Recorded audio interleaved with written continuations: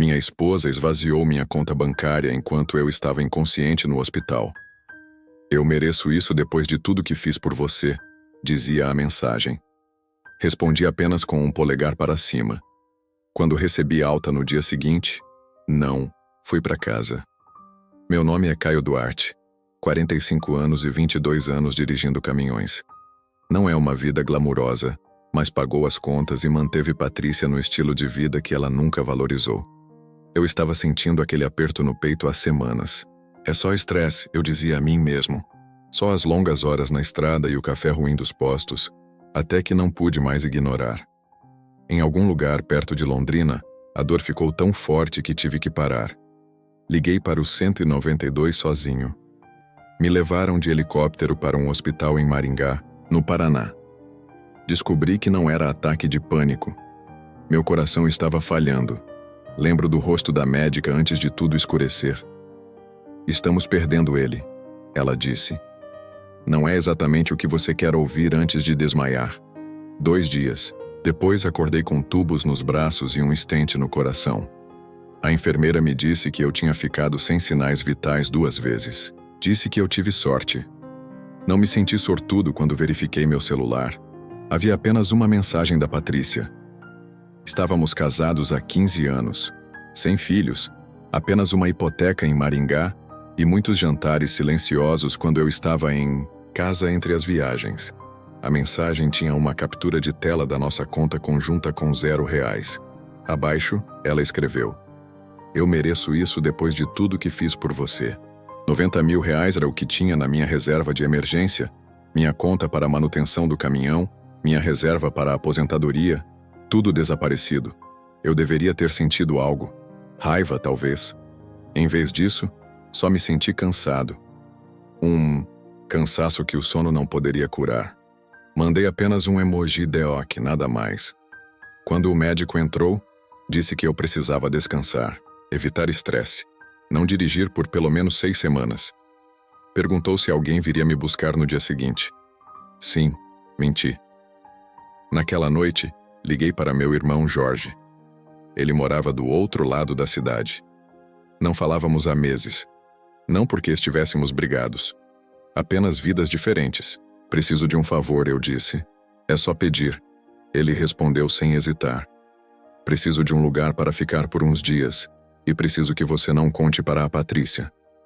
Houve uma pausa. Ela não sabe que você tá vivo? Sabe, eu disse. Só não sabe que não tô voltando para casa. Conheci a Patrícia num posto de gasolina na saída de Campo Grande. Ela estava com um pneu furado, e eu fui o cara que parou para ajudar. Naquela época, ela me olhava como se eu fosse algum tipo de herói por saber usar um macaco. Engraçado como isso funciona. Coisas que encantam no começo depois se tornam obrigações. Nos casamos 6 meses depois. Rápido, mas não inconsequente. Eu tinha 30 anos, ela 27. Velhos o suficiente para saber melhor, jovens o suficiente para acreditar em algo. Ela nunca gostou de eu ficar fora 3 semanas de cada 4, mas o dinheiro era bom, e ela gostava do que ele proporcionava. Eu ligava toda noite de onde estivesse. Às vezes as conversas duravam 1 hora. Com o tempo, ficaram mais curtas. 5 minutos de atualizações, depois, só para dar notícia. Nos últimos anos eram só mensagens. Cheguei em Goiânia, tudo tranquilo. Olhando para trás, os sinais estavam lá. Ela parou de perguntar quando eu voltaria. Começou a fazer viagens com amigos que eu nunca conheci. Mas eu confiava nela. Casamento é isso, não é? Confiança. Meu irmão Jorge me ajudou a entrar no quarto de hóspedes dele. Ele é mestre de obras, trabalha na região, divorciado 2 vezes, sabe bem como as pessoas podem decepcionar. Você devia comer alguma coisa, ele disse. Eu não estava com fome. Estava pensando na casa que eu tinha comprado, no refinanciamento que fiz 3 meses atrás, quando os juros caíram. Patrícia alegou estar muito ocupada para ir à assinatura. Então Caio resolveu tudo sozinho. Colocou a casa apenas em seu nome, já que sua pontuação de crédito era melhor, e ela sequer pediu para ver a papelada. Também havia a questão da procuração médica que ele organizara no ano anterior, motivado pelo medo que sentiu após ver o amigo Toninho sofrer um derrame e ficar sem ninguém autorizado a tomar decisões por ele. A sobrinha de Caio, Marcela, filha de Jorge, estudante de direito, garantira que todos os documentos estavam corretos. Enquanto lhe entregavam um sanduíche, Jorge perguntou se Patrícia sabia que ele estava ali. Caio respondeu que não, e deixou claro que pretendia manter a situação daquele jeito. Quando Jorge quis saber se ela havia levado tudo, Caio apenas assentiu, sem vontade de entrar em detalhes. Diante da pergunta sobre seus próximos passos, deu uma mordida no sanduíche, que lhe pareceu sem gosto, e murmurou que seguiria as ordens médicas. Descansar. Naquela noite, contudo, o descanso não veio. Deitado no colchão estranho do quarto de hóspedes, Caio ficou encarando o teto e repassando cada pequeno momento que agora parecia óbvio. Lembrou das vezes em que Patrícia escondia o celular sob a mesa, mudava senhas de contas, movimentava dinheiro sem explicar. Durante muito tempo, ele estivera cego. Agora, não mais. No terceiro dia na casa do irmão, uma mensagem inesperada chegou. Era de seu Geraldo, o vizinho. Dizia que não via Caio há dias e comentava que Patrícia estava recebendo visitas de um homem estranho em casa. Caio leu o texto com calma e não respondeu. Apenas deixou que a realidade afundasse no peito, como uma pedra. Mais tarde, ele e Jorge foram até o banco. Evitaram a agência onde ele e Patrícia eram conhecidos e seguiram para a matriz no centro da cidade. Caio pediu para falar com um especialista em fraudes. Mostrou a mensagem que evidenciava a retirada de todo o dinheiro da conta conjunta e explicou que estivera hospitalizado, inconsciente enquanto as transações eram feitas. A gerente ouviu em silêncio profissional, mas não conseguiu esconder completamente a compaixão no olhar. Explicou que, por se tratar de uma conta conjunta, seria difícil reverter a situação. Mas Caio insistiu para que abrissem a investigação. Também foi informado de que, caso o processo evoluísse para uma acusação criminal, a polícia seria envolvida. Ele concordou sem hesitar. Na volta para casa, enquanto Jorge abastecia o carro, Caio permaneceu no banco do passageiro. Observou através do vidro um pai comprando sorvete para os filhos numa loja de conveniência. A vida seguia para todos, como se nada tivesse mudado. Quando Jorge perguntou se ele queria algo, Caio apenas balançou a cabeça em negativa. De volta à casa do irmão, Caio fez 3 ligações importantes. Na primeira, comunicou ao seu despachante que precisaria de uma licença médica prolongada. Na segunda, entrou em contato com a cooperativa de crédito, onde mantinha uma pequena conta empresarial. Na terceira, falou com Leandro, um advogado, amigo de Jorge, pedindo ajuda para entender sua situação legal em relação à casa e às finanças. Após desligar, Caio ligou o notebook e acessou as contas que Patrícia desconhecia. Verificou investimentos poupados de anos de trabalho na estrada e sentiu um misto de tristeza e alívio ao constatar que nem tudo havia sido perdido. Ele não escondia essas informações da esposa. Ela simplesmente nunca se interessara. Enquanto consultava relatórios e extratos, o celular vibrou. Era uma mensagem de Patrícia. Ela perguntava onde ele estava, mencionava o desaparecimento do caminhão do depósito e sugeria que haviam dito a ela que ele passara por lá. Em seguida, outra mensagem.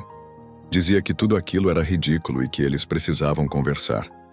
Caio virou o celular para baixo sobre a mesa e fechou o notebook. Jorge, que observava da cozinha, comentou que Patrícia estava tentando fazer contato. Caio, sem se levantar, respondeu apenas em pensamento. Ainda não era hora. Naquela noite, dei uma volta pelo bairro de Jorge. Era uma noite clara. Estrelas, visíveis mesmo com as luzes da cidade. Pela primeira vez desde o hospital, meu peito não doía. Não fisicamente, de qualquer maneira. Percebi algo durante aquela caminhada. Eu não estava mais com raiva, nem mesmo magoado. Eu estava apenas terminado. E com isso veio a clareza. Patrícia não tinha apenas levado meu dinheiro. Ela tinha me dado minha liberdade. Uma semana depois de receber alta, finalmente fui para casa. no meio do dia, quando sabia que Patrícia estaria em seu trabalho no escritório, usei minha chave. Entrei como se tivesse acabado de voltar de outra viagem. A casa cheirava diferente. Colônia que não era minha. Garrafas de vinho vazias na lixeira de reciclagem. 2 taças de vinho na lava-louças. Empacotei algumas roupas, meus documentos importantes e a pequena caixa com fechadura do armário onde guardava minha certidão de nascimento e passaporte. Quando estava saindo, notei que a foto emoldurada do nosso dia de casamento estava faltando na mesa do corredor. De volta à casa de Jorge, me encontrei com Carlos, o advogado. Sentamos à mesa da cozinha com papéis espalhados entre nós. A situação da casa é interessante, ele disse, revisando os documentos de refinanciamento. Já que você refinanciou apenas em seu nome com aquela cláusula médica e dado seu recente problema cardíaco, você tem um forte argumento para posse exclusiva. E quanto ao dinheiro que ela levou? Carlos franziu a testa. Isso é mais complicado. Contas conjuntas geralmente significam propriedade conjunta, mas... Ele bateu com um dedo nos extratos bancários. O fato de ela ter esvaziado a conta enquanto você estava medicamente incapacitado poderia constituir exploração financeira de um adulto vulnerável, especialmente porque você tem documentação de que esses eram principalmente seus ganhos. Assenti. E se eu quiser o divórcio? Dadas as circunstâncias, acho que podemos apresentar um caso convincente para um acordo a seu favor. Ele reuniu os papéis. Vou redigir alguns documentos iniciais. Enquanto isso, não entre em contato com ela. Não responda se ela entrar em contato. Tudo através de mim agora. No dia seguinte, Patrícia apareceu na casa de Jorge. Eu estava sozinho. Jorge no trabalho. Ouvi o carro dela parar, mas não olhei pela janela. A campainha tocou 3 vezes antes que ela começasse a bater. Sei que você está aí, Caio. Seu caminhão está estacionado na rua. A voz dela estava abafada, através da porta. Você não pode simplesmente se esconder. Precisamos conversar sobre isso. Sentei perfeitamente imóvel na sala como uma criança brincando de esconde-esconde. Eventualmente, as batidas pararam. Pensei que ela tinha ido embora até que meu telefone vibrou. Sinto muito pelo dinheiro. Eu estava com raiva. Você tem estado distante por meses. Pensei que estivesse me traindo. Descobri sobre o refinanciamento da casa e entrei em pânico. Podemos resolver isso, por favor, fale comigo. Era a primeira vez que ela me acusava de traição. Projeção, provavelmente. Virei o telefone com a tela para baixo sem responder. No dia seguinte, Carlos ligou com novidades. Patrícia me contatou, disse ele. Ela contratou Helena Cavalcante como advogada. Helena Cavalcante, uma das advogadas de divórcio mais agressivas do estado, conhecida por ir atrás de tudo. Casas, contas de aposentadoria, ganhos futuros. O que isso significa para nós? Perguntei. Significa que ela não está brincando. Wells já está alegando que seu abandono após a hospitalização constitui deserção. Ela está te pintando como instável, dizendo que você desapareceu, sem explicação e está recusando comunicação. Soltei um longo suspiro. E agora? Agora nos adiantamos. Entrei com um pedido de audiência de emergência sobre os fundos que ela retirou. O juiz Harmon está presidindo. Ele tem uma visão muito negativa sobre se aproveitar de situações médicas. Depois de desligar, fiquei olhando para a parede por muito tempo. Então fiz outra ligação para minha sobrinha Laila. Eu precisava da ajuda dela com algo específico. Naquela noite, passei de carro pela nossa casa. O carro de Patrícia estava na entrada ao lado de um Audi preto que não reconheci. Dei uma volta no quarteirão, então voltei para a casa de Jorge. Na entrada da garagem, recebi uma mensagem de um número que não conhecia. Aqui é Helena Cavalcante.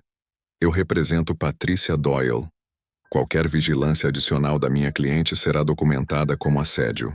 Toda a comunicação deve passar pelos canais legais adequados. Eles estavam me observando. Eu estava observando eles. E agora as luvas estavam fora. 2 semanas após aquela primeira reunião com Carlos, tivemos nosso dia no tribunal. Audiência de emergência sobre os fundos retirados.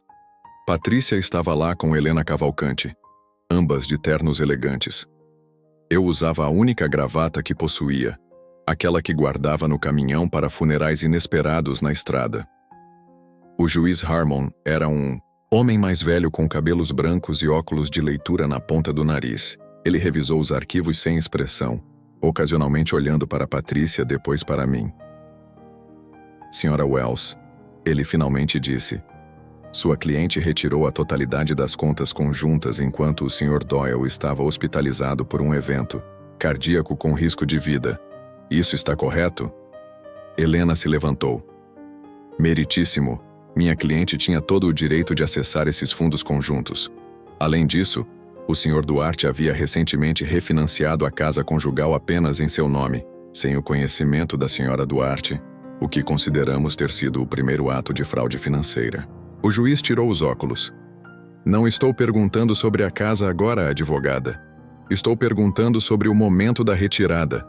Sua cliente estava ciente de que o Sr. Duarte estava no hospital quando ela pegou o dinheiro? Patrícia se inclinou e sussurrou algo para Helena. Helena limpou a garganta. Sim, meritíssimo. Mas minha cliente estava sob extremo estresse emocional, acreditando que seu casamento estava terminando. Ela agiu para se proteger financeiramente. O juiz colocou os óculos de volta. Enquanto inconsciente por um ataque cardíaco, parece um momento improvável para o Sr. Duarte terminar seu casamento. Ele mexeu em alguns papéis. Estou ordenando que os fundos sejam congelados pendentes de procedimentos adicionais.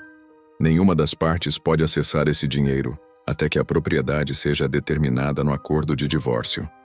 Não foi uma vitória completa, mas impediu Patrícia de gastar mais. Ao sairmos do tribunal, Patrícia tentou se aproximar de mim. Helena a segurou com uma mão no braço, mas não antes de Patrícia dizer: Caio, por favor, há muito que você não entende. Passei sem olhar para ela. Lá fora, Carlos estava satisfeito. Isso é apenas o começo. Agora começamos a descoberta. Descoberta? A parte onde todas as cartas são colocadas na mesa. Uma semana depois, Carlos me chamou ao seu escritório. Quando cheguei, ele tinha uma pasta esperando. Temos algo, disse ele, deslizando-a pela mesa. Dentro havia um extrato bancário de uma conta que não reconheci. O nome de Patrícia estava nela. O saldo, R$ 27.356. De onde veio isso? Perguntei. Sua sobrinha encontrou. O estágio de Laila na cooperativa de crédito do centro lhe deu alguns insights. Esta conta foi aberta há 18 meses. Depósitos regulares sempre abaixo de R$ 10.000. Justo abaixo do limite de relatório. Sinal clássico de ocultação de dinheiro. Tem mais. Carlos disse. Os depósitos se alinham com sua programação de viagens longas. Quando você está fora, o dinheiro entra. Me recostei. Ela estava planejando isso. Por 1 ano e meio. Carlos balançou a cabeça. Não acho que ela estava planejando deixar você, Caio. Acho que ela estava se preparando caso você a deixasse. Por que eu a deixaria? Eu estava trabalhando até a exaustão para sustentar a gente. Foi quando Carlos deslizou outro pedaço de papel. Um extrato de cartão de crédito com uma cobrança de hotel de um lugar em Minneapolis. Data: 3 meses atrás. Eu estava em Seattle naquela semana. O nome na reserva era Ricardo Alves. Ricardo, nosso vizinho. Aquele que me enviou mensagem sobre o cara em nossa casa. O rosto de Carlos estava sombrio. Acreditamos que Ricardo esteve envolvido com Patrícia por algum tempo. Ele estava criando uma falsa pista para deixá-lo desconfiado enquanto estavam juntos. A traição não era apenas Patrícia. Foi coordenada, planejada. Ricardo fazendo o papel de vizinho preocupado enquanto dormia com minha esposa. Patrícia esvaziando nossas contas enquanto eu lutava pela minha vida. Me levantei. Qual é nosso próximo passo? Carlos sorriu pela primeira vez naquele dia. Isso depende de você, mas se eu estivesse em seu lugar, garantiria que ambos se arrependessem de pensar que poderiam se safar disso. Passei o mês seguinte morando na casa de Jorge, me recuperando fisicamente enquanto Carlos construía nosso caso. Tínhamos uma estratégia agora: documentar tudo, reunir evidências do relacionamento entre Patrícia e Ricardo, provar a fraude financeira. Minha sobrinha Laila foi inestimável. Sua posição na cooperativa de crédito nos deu insights sobre padrões financeiros que não teríamos visto de outra forma. Nada ilegal, apenas conectando pontos que já estavam bem à vista. A conta tem outra pessoa com acesso, ela me disse uma noite. Não um proprietário conjunto, mas um usuário autorizado. Ricardo, adivinhei. Ela assentiu. E tem mais uma coisa. Eles começaram a mover dinheiro, quantias menores para contas diferentes. Eles sabem que estamos de olho neles. Olhei pela janela. Estão liquidando, se preparando para fugir. Naquela noite, liguei para Carlos. Precisamos nos mover mais rápido. Concordo, mas precisamos ser cuidadosos. Se mostrarmos nosso jogo muito cedo, eles desaparecerão com tudo. Concluí. Então o que fazemos? Carlos ficou quieto por um momento. Precisamos de influência. Algo que os faça pensar 2 vezes. Antes de fugir. No dia seguinte, dirigi até nossa casa quando sabia que Patrícia estaria no trabalho. Não entrei. Em vez disso, caminhei pela linha da propriedade, tirando fotos com meu telefone. O novo galpão que Ricardo ajudou a construir no verão passado. O paisagismo sofisticado que havia aparecido misteriosamente enquanto eu estava em uma viagem de 3 semanas. Melhorias pagas com meu dinheiro, provavelmente instaladas por Ricardo, aumentando o valor da propriedade da casa que agora estava unicamente em meu nome. Enviei as fotos para Carlos com uma mensagem simples. Documentado. 2 dias. Depois, a advogada de Patrícia ligou para Carlos com uma oferta inesperada. Patrícia devolveria 50% dos fundos retirados em troca de 50% de participação na casa. Eles estão nos testando, disse Carlos quando ligou para me contar. Vendo se aceitamos uma proposta barata. O que dizemos a eles? Nada por enquanto. Deixe-os suar. Enquanto isso, fiz outro movimento. Entrei em contato com o departamento de RH da minha empresa de transporte. Expliquei minha situação. Perguntei sobre o seguro de invalidez para o qual eu contribuía há 20 anos. Você tem direito a 60% do seu salário por até 12 meses, explicou o representante de RH. Dado seu evento cardíaco e as restrições do médico, você se qualifica facilmente. Preenchi a papelada naquele dia, outra fonte de renda que Patrícia não sabia, e que não seria incluída em nenhuma discussão de acordo ainda. Na semana seguinte, pedi a Jorge para me levar de carro até nossa casa novamente. Desta vez notei algo novo. Uma placa de venda no gramado de Ricardo. Ele está fugindo, disse Jorge. Assenti. Ligue para Laila. 1 hora depois, Laila confirmou nossa suspeita. Ricardo havia limpado suas contas 2 dias antes. Quase R$300 mil, retirados em cheques administrativos. Liguei para Carlos imediatamente. Precisamos agir agora. Ricardo está vendendo a casa. Patrícia pode estar planejando ir com ele. Ricardo está vendendo a casa. Patrícia pode estar planejando ir com ele. Carlos não hesitou. Vou entrar com uma medida cautelar de emergência amanhã de manhã, congelando todos os ativos, impedindo vendas de propriedades sem aprovação judicial. Na manhã seguinte, acordei com uma mensagem de Patrícia. Precisamos conversar. Só você e eu, sem advogados. Mostrei para Jorge. Eles estão desesperados, ele disse. Ótimo. Encaminhei a mensagem para Carlos, que respondeu. Não responda. A audiência da liminar é às 14 horas. Às 13h30, eu estava entrando no tribunal quando avistei Patrícia e Ricardo juntos no estacionamento discutindo. Eles não me viram. Peguei meu telefone e gravei-os à distância. 30 segundos de evidência mostrando seu relacionamento, algo que eles tinham sido cuidadosos em esconder dos processos legais. Dentro, Carlos estava esperando. Mostrei-lhe o vídeo. Timing perfeito, ele disse. O juiz Harmon já está de mau humor hoje. Ajeitei minha gravata. Então, não vamos deixá-lo esperando. A câmara do juiz Harmon era menor que a sala do tribunal. Apenas o juiz, os dois, advogados Patrícia e eu. Ricardo não foi autorizado a entrar. Ele não era parte do divórcio. O vídeo deles juntos foi reproduzido no computador do juiz. Sem som, mas a linguagem corporal dizia tudo. Senhora Cavalcante, disse o juiz Harmon quando terminou. Você gostaria de explicar por que sua cliente tem declarado sob juramento que não tem relacionamento com este vizinho quando evidências em vídeo mostram claramente o contrário? Wells parecia abalada. Meritíssimo, a natureza do relacionamento deles não é relevante para as questões financeiras em questão. É quando fraude financeira está sendo alegada. O juiz se virou para Patrícia. Senhora Duarte, você está planejando deixar o estado com o Sr. Ricardo? O rosto de Patrícia ficou pálido. Eu não... Deixe-me reformular, continuou o juiz. O tribunal tem evidências de que você e o Sr. Jensen têm movimentado somas substanciais de dinheiro, que o Sr. Ricardo está vendendo sua propriedade e que você retirou fundos de contas conjuntas enquanto seu marido estava incapacitado. Isso sugere um padrão de engano e intenção de fugir. Ele olhou para ambos os advogados.